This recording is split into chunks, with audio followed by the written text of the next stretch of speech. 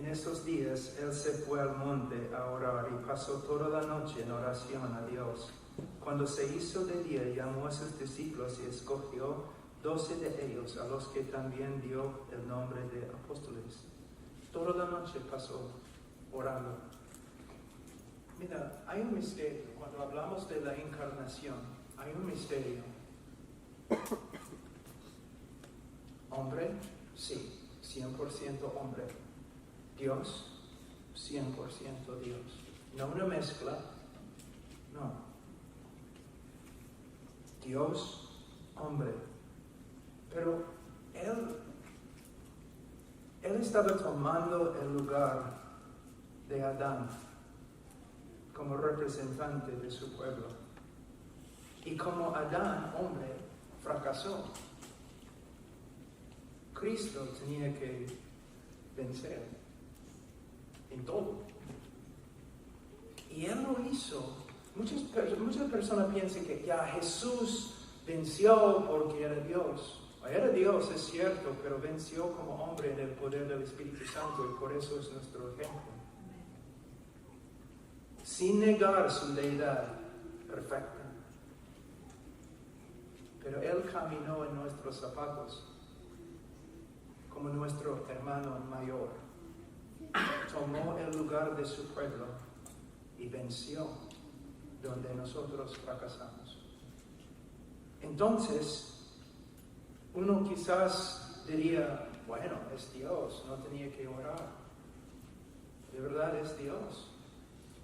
Pero lo que hizo, Él hizo como hombre y buscó la voluntad de Dios con respecto a los apóstoles. Y escuchó, como Él siempre decía, escuchó de su Padre y obedeció perfectamente. Si el hombre perfecto tiene que pasar tanto tiempo en oración, ¿cómo vamos nosotros? Él no tenía una naturaleza caída. No, nosotros sí. Y aún después de convertirnos todavía hay un aspecto de esta naturaleza caída todavía en nosotros. Y tenemos una batalla. Y también es muy difícil para nosotros muchas veces discernir la voluntad de Dios. Si el hombre perfecto ora tanto para discernir la voluntad de Dios, ¿cuánto más nosotros? Hermanos, en este movimiento reformado en el día de hoy, yo prefiero decir movimiento bíblico. Yo simplemente quiero ser bíblico. Es el único título que yo quiero tener. Hay mucho énfasis en la palabra, y no podemos enfatizar demasiado el estudio de la palabra de Dios, pero si no enfatizamos oración, hermanos, vamos a tener grandes problemas. Porque el conocimiento en la Biblia no es solamente hechos bíblicos acerca de Dios, sino también conocimiento es compañerismo con Dios. Y yo veo a los hombres que estudian y no oran, muchas veces llegan a ser muy orgullosos. Y a la vez, aunque son como loros, ¿no? Pueden hablar acerca de la verdad, pero parece que no entienden lo que hablan. Y ciertamente no pueden aplicar a sus propias vidas lo que hablan. Entonces, hermanos, siempre debemos tener cuidado, ¿no? Como los apóstoles en Hechos capítulo 6. No vamos a dejar la oración y el ministerio de la palabra, las dos cosas. Y fíjense el orden. Oración primero y la palabra. Ahora, vamos a capítulo 9.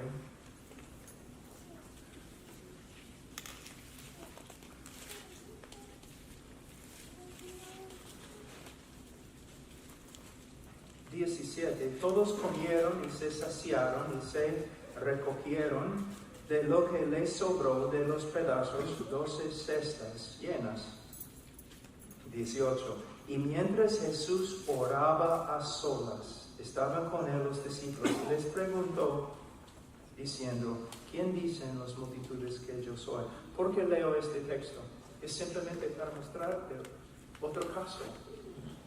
En el libro de Lucas, mira, los estudiosos que estudian el libro de Lucas siempre dicen que hay dos características.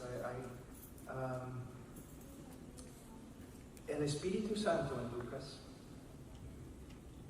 Siempre vemos el ministerio del Espíritu Santo en la vida de Jesús en el libro de Lucas. Y cuando, por supuesto, Lucas también escribió Hechos, ¿qué vemos? El ministerio del Espíritu Santo. Pero a la vez en el libro de Lucas, ¿qué vemos? Vemos Jesús como hombre de oración. Orando siempre, siempre, cada vez. Antes de una prueba, ora. Y después de una victoria, como multiplicar pan, ora. Siempre está orando. Siempre. Jesús era hombre de oración. Versículo 28. Y como 8 días después de estas palabras, Jesús tomó consigo a Pedro y Juan y a Jacobo y subió al monte a orar. De nuevo, vamos a Lucas 22. 39.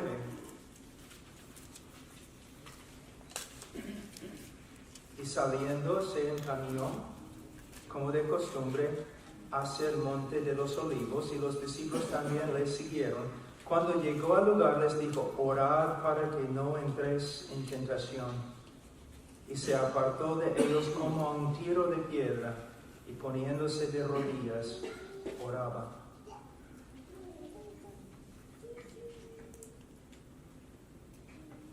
Siempre oraba.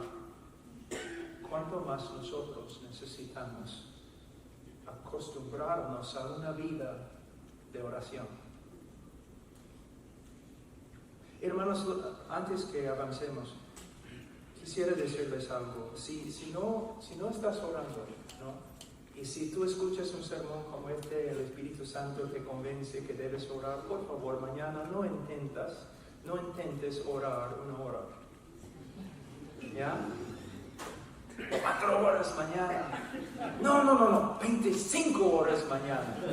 Voy a orar. Porque siempre termina en un fracaso, ¿no? Si no estás orando, entonces mañana, esta noche, 10 minutos, 11 minutos después, 12 minutos. Es como, no sé, cuando yo oro, es más fácil orar. Cuando dejo de orar, es más difícil orar. Entonces, poco a poco, hermanos.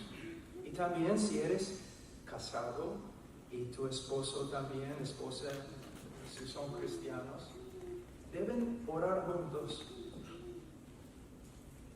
¿No? Deben orar juntos.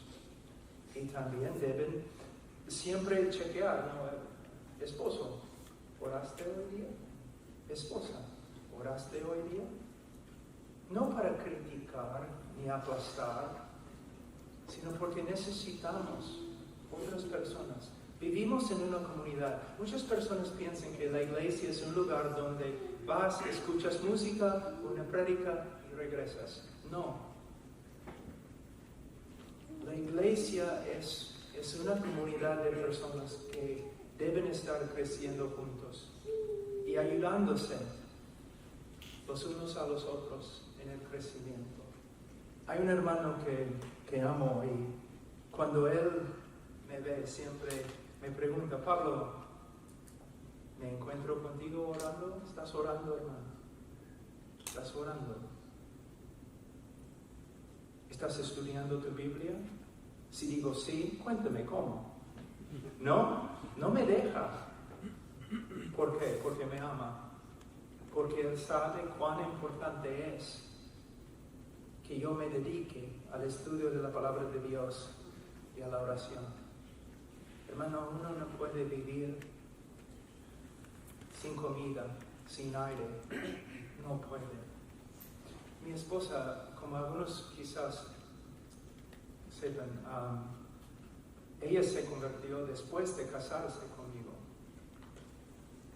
Nosotros cuando nos casamos, ella quería ser misionera y algunos años después de casarse conmigo, ella trabajó como misionera conmigo, entrando en selvas peligrosas, muchas veces dando todo lo que teníamos a un pastor peruano pobre. Ella sufrió por causa de Cristo. Ella quería ser misionera, quería hacer lo correcto. Pero después, de algunos años, yo empecé a ver que ella estaba sufriendo tanto, como una persona que siempre estaba tratando de hacer lo mejor, lo correcto, pero estaba cansada, ¿no? Y un día, no tengo tiempo para compartir todo, el Señor salvó a mi esposa. Y cómo empezó a crecer, ¿no? Porque siempre ella muy devota, pero tratando de agradar al Señor en la carne, ¿no? Y un día ella me dijo, muy animada, ¿no? Como una latina, ¿no? Muy animada. Oye, Pablo, siéntate. Te voy a predicar, te voy a enseñar, ¿no? Ella siempre, yo he encontrado algo nuevo. Ok. Pues tú sabes que, ¿no? Si tú comes todo el día, y vas a la cama, en la mañana te levantas, ¿y qué pasa? Cuando yo iba a contestar, ella contestó. Yo te voy a decir lo que pasa. Te vas a levantar con hambre, ¿no es cierto? Sí, cierto. ¿Sabe por qué? Porque Dios ha diseñado todo eso así.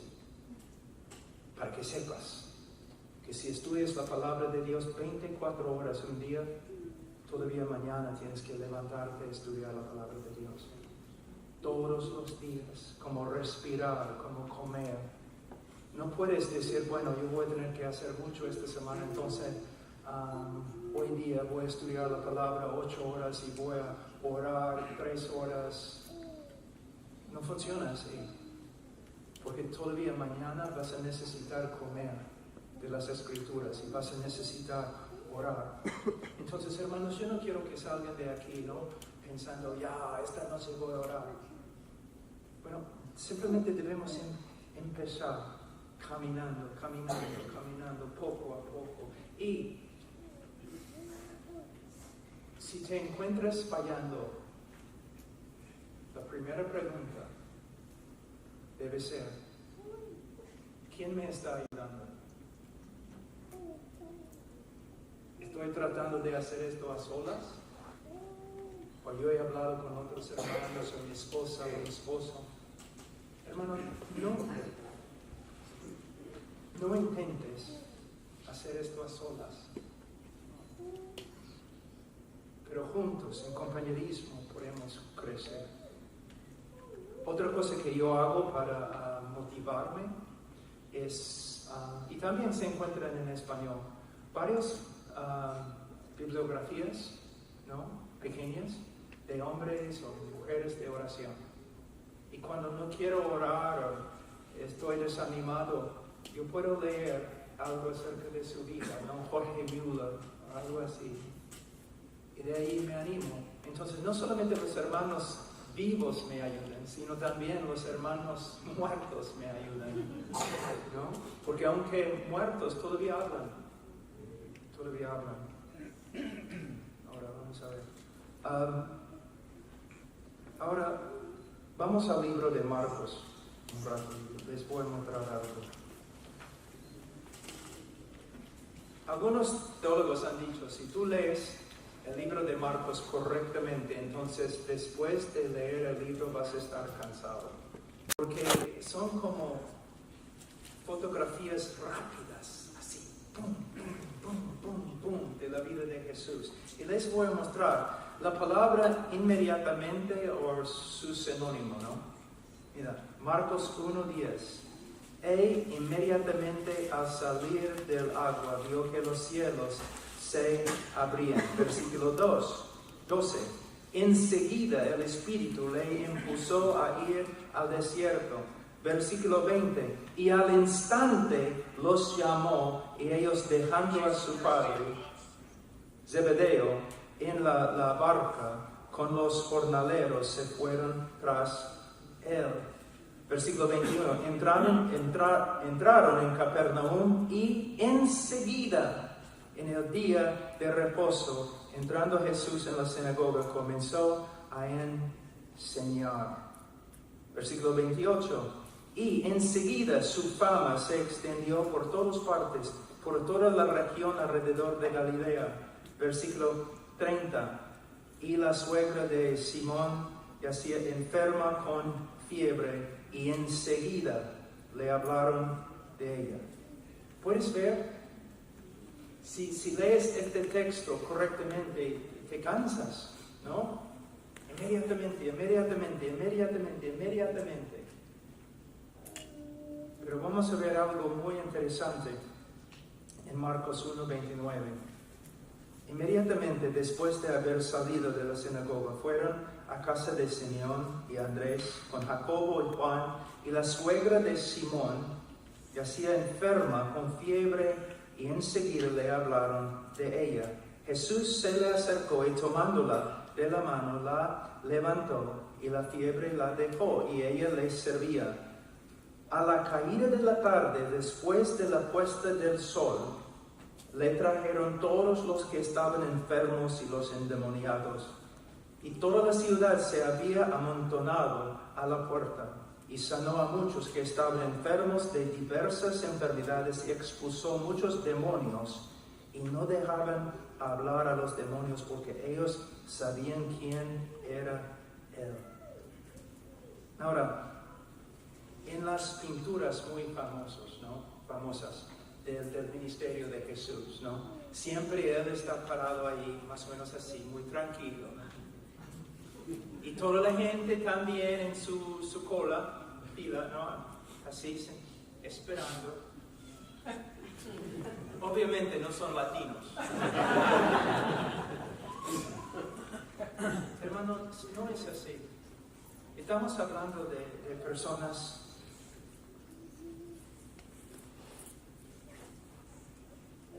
enfermas, con niños enfermos, con ninguna esperanza, con ningún médico. Hermanos, hasta probablemente eran violentos, tratando de acercarse a Jesús.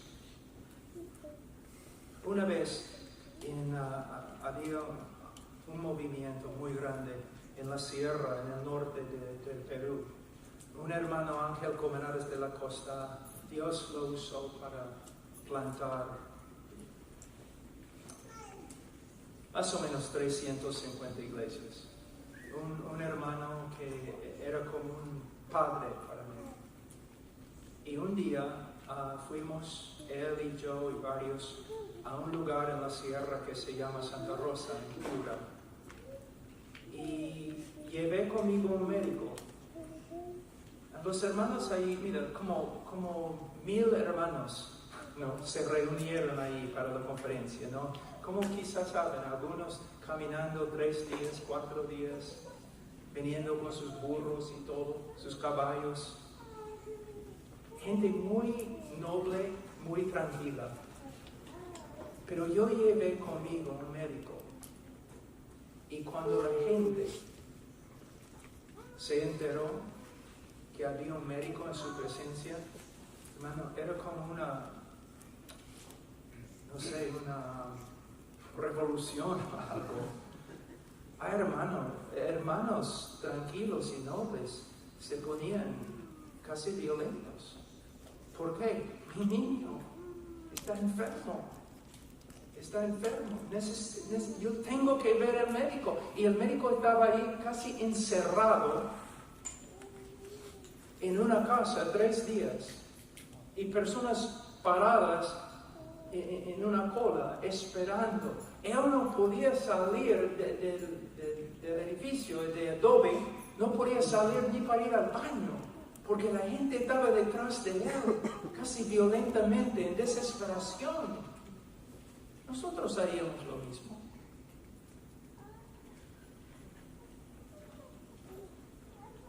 Así fue en esta situación con Jesús. Y no sé si has ministrado a mucha gente, pero después de ministrar a mucha gente, estás tan agotado. Yo he trabajado, hermano, horas. Yo nací en una chacra. ¿Saben lo que es chacra?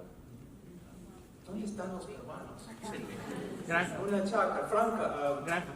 rancho, ¿no? Algo así. Ya. No, quizás, ¿no?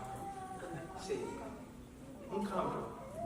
Y yo sé lo que es trabajar. Yo sé lo que es trabajar de día a noche con mi padre. Pero yo te digo, 6 horas de ministrar a gente aconsejando y casi no puedes pararte más. Jesús, ¿recuerdas cuando la anciana le tocó y él notó que virtud, que fuerza, que poder había salido de él? Entonces, él está echando fuera demonios, él está sanando a los enfermos y horas y horas y horas y horas. Un hombre totalmente agotado, gastado. Pero mira lo que dice en versículo 35. Levantándose muy de mañana, cuando todavía estaba oscuro. Muy de mañana, cuando todavía estaba oscuro. 3 de la mañana, 4 de la mañana. Salió y se fue a un lugar solitario y allí oraba. Este texto no está enseñándonos que debemos descuidar el cuerpo, porque no debemos dormir. Pero tenemos un instante aquí donde podemos ver claramente el corazón de nuestro Señor Jesucristo. Vivimos por medio de respirar. Igualmente, Él vivía por medio de orar. ¿No? Hermanos, la vida que tenemos que vivir es imposible. Es imposible, lo siento, es imposible. El ministerio que tenemos que llevar a cabo, no importa lo que sea, es imposible, hermanos, es imposible. No podemos lograr nada en la carne.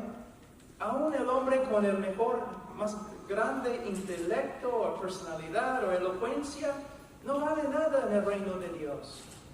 Todo depende de la gracia de Dios, el poder de Dios, la misericordia de Dios. Por medio de orar. Por medio de orar. Ahora, mañana quizás vamos a hablar de esto, pero muchas personas piensan que oración y intercesión son sinónimos. No son. Intercesión es solamente una parte de oración. Oración principalmente es comunión. Comunión. Simplemente gozándonos de su presencia, hablando con Él. En las mañanas lo que me gusta hacer es, me levanto y a veces me pongo de rodillas, a veces primero hago café y me siento en la mesa, ¿no? Abro mi Biblia, leo mis capítulos. Yo tengo una lectura diaria, no es mi tiempo de estudiar. No voy a leer y no correr a mi biblioteca para encontrar el significado de una palabra griega. No, ese es solamente un tiempo para leer la palabra, gozarme de la palabra, sentarme con el Señor. No estoy ahí para resolver problemas teológicos. Estoy ahí solamente para escuchar. Y yo leo mis 3 capítulos. Pienso, leo, tomo café. Y muchas veces me gusta caminar cuando oro. No por intercesión, simplemente en comunión. Y yo salgo de la casa y camino y hablo. A veces me siento en el jardín no es guerra, no es preparación para una batalla, no es intercesión, es simplemente, Señor, estoy tan cansado, puedo sentarme aquí a tu lado. Puedo descansar en ti, Señor. ¿Ves? Es algo lindo. Es el lugar donde voy para escaparme. Para escapar. Nadie me toca ahí, bajo sus alas. Nadie me toca ahí. Pero también hay intercesión, y quizás hablaremos de esto mañana. Tú dices, pero la intercesión es difícil. Sí, guerra es difícil y intercesión es difícil. Y por eso, si tu vida de oración solamente es intercesión en tiempo, tú no vas a orar. Comunión con el Señor es un deleite, es un gozo. Intercesión es sangre, sudor, dolor, peleando con el diablo, peleando con el mundo, peleando con todos. Entonces tenemos que tener comunión, y comunión, por supuesto, incluye también adoración, alabanza. Y luego yo entro en la guerra. Yo me siento porque tengo que estudiar las Escrituras y preparar un sermón, es trabajo. Tengo que trabajar con un concepto teológico que es muy difícil, es trabajo. Tengo que entender esta palabra en hebreo y a veces estudiando una sola palabra en 4 o 5 horas, es trabajo, se cansa, es trabajo, intercesión por los misioneros, por los gobernantes, por mi familia, por mis hijos. Es difícil. Entonces yo necesito un tiempo cuando no es difícil, cuando simplemente estoy con el Señor para estar con el Señor.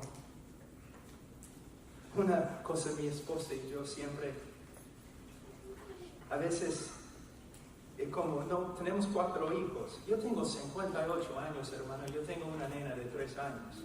Estoy cansado. Me llaman Abraham.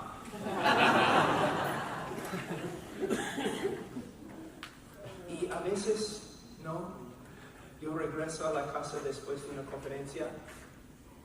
¿Y qué crees? ¿Que mi esposa está parada ahí en la puerta con rosas? Mi esposo ha venido, el campeón del Señor, ¿no? No, ella está ahí. ¿Ya? Tus hijos, yo me voy, tienes que cuidar a tus hijos. O cuando nos sentamos, y yo quiero simplemente tomar una taza de café, hablar con ella. Linda, ¿cómo estás? Yo me siento, tu hijo en la mañana hizo tal cosa, debes entrar allí ahora, mátalo.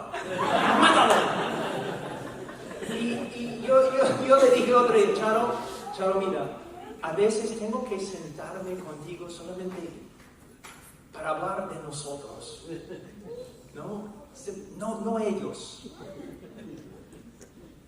Ustedes hombres, ustedes saben cómo son los latinos, ¿no?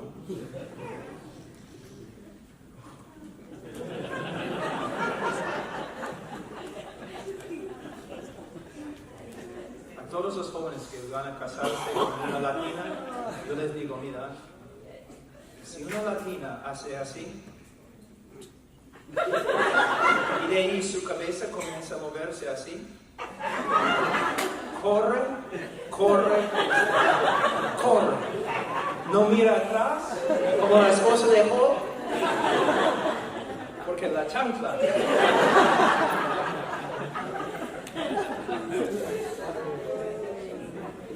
A veces como esposos simplemente tenemos que sentarnos para gozarnos de nosotros, de nuestro matrimonio. Si siempre es trabajo hablando de los hijos, en tiempo no quieres hablar. ¿Ves? Es lo mismo con el Señor.